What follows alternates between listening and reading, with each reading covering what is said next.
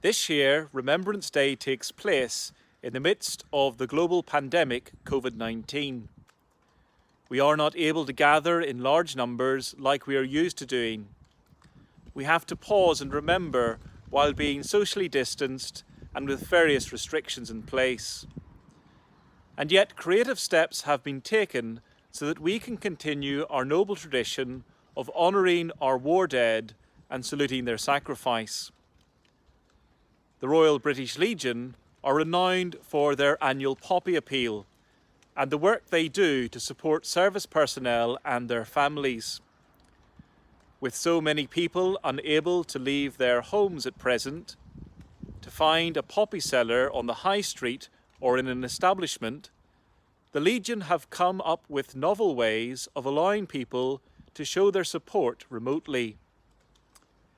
Every Poppy Counts is the name of the appeal, and it's aptly named because every poppy sold helps to make a difference in the lives of the armed forces community. Up and down the country, people have been supporting the appeal in new and creative ways, like posting poppies through the doors of the housebound and displaying poppies in the windows of their homes, and even undertaking virtual poppy fun runs to raise funds. All of these efforts help the Royal British Legion provide much needed assistance to the members of the armed forces and their families. So please support them generously this year.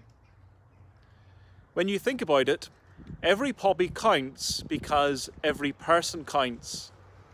From the youngest to the oldest, from the weakest to the strongest, from the poorest to the richest, from the private soldier to the most senior officer, every person counts.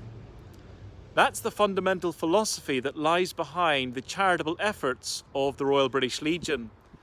And that's the fundamental philosophy that lies behind any just cause. This is rooted in the Judeo-Christian heritage. It is our steadfast belief that we are of value and worth because we are made in the image of God. The book of Genesis in the Bible states, God created humankind in his own image. In the image of God, he created them. C.S. Lewis remarks in his book, The Weight of Glory, there are no ordinary people. You have never met a mere mortal.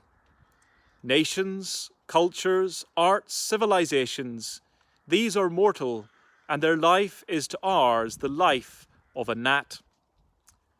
But it is immortals whom we joke with, work with, marry, snub and exploit.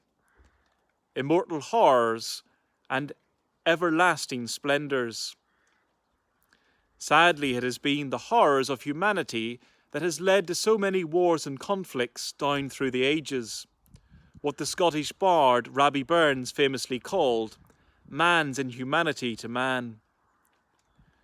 Those who went off to fight in the Great War of 1914 to 1918, and those who fought the Nazi regime in 1939 to 1945, and indeed those who have fought and died for their country and the cause of freedom in subsequent conflicts, did so because a wrong had to be righted, an oppressor had to be brought to account, a just future had to be restored. In the book of Ecclesiastes, chapter 3, it says this, to every thing there is a season, and a time to every purpose under the heaven, a time to be born and a time to die, a time of war and a time of peace. When their time of war came about, those we remember this day were not slow at signing up and doing their duty. They were not slow to fight the good fight. They went to war because every person in that invaded land was made in the image of God and deserved dignity and freedom. They went to war because every person who'd been taken to a concentration camp deserved to be treated humanely and liberated from their oppressor. They went to war because every person should be allowed to voice their own opinions and to live their lives without fear or threat to their conscience and way of life. Every person counts. It doesn't matter what religion you are, or what cultural background you come from, or what your skin colour is, or what your politics is, or your national identity. You and every other person is a valued member of the human family, and your life is worth fighting for. We must not make the tragic mistake of thinking that some lives are worth more than others. If we do so, we do a great injustice to humanity, and indeed we dishonour the sacrifice of so many who paid the ultimate sacrifice so that we might be free. Moina Michael, the American teacher who had the idea to create an emblem of remembrance using red Flanders poppy, summed up the need for the ongoing commitment to the cause of justice in her poem, We Shall Keep the Faith. Moina was of French Huguenot stock. Her ancestors had known the pain of religious intolerance and persecution. In November 1918, while in New York, she came across the famous war poem In Flanders Field by John McCrae. She was so moved that she made a personal pledge to keep the faith. She felt compelled to make a note of this pledge and hastily scribbled down a response entitled, We Shall Keep the Faith. From that day, she vowed to wear a poppy as a sign of remembrance, and as they say, the rest is history. Her poem reads, O you who sleep in Flanders fields, sleep sweet to rise anew, we caught the torch you threw, and holding high, we kept the faith with all who died. We cherish too the poppy red that grows on fields where valour led.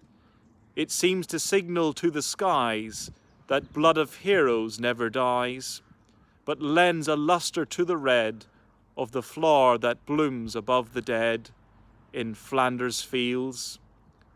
And now the torch and poppy red we wear in honour of the dead.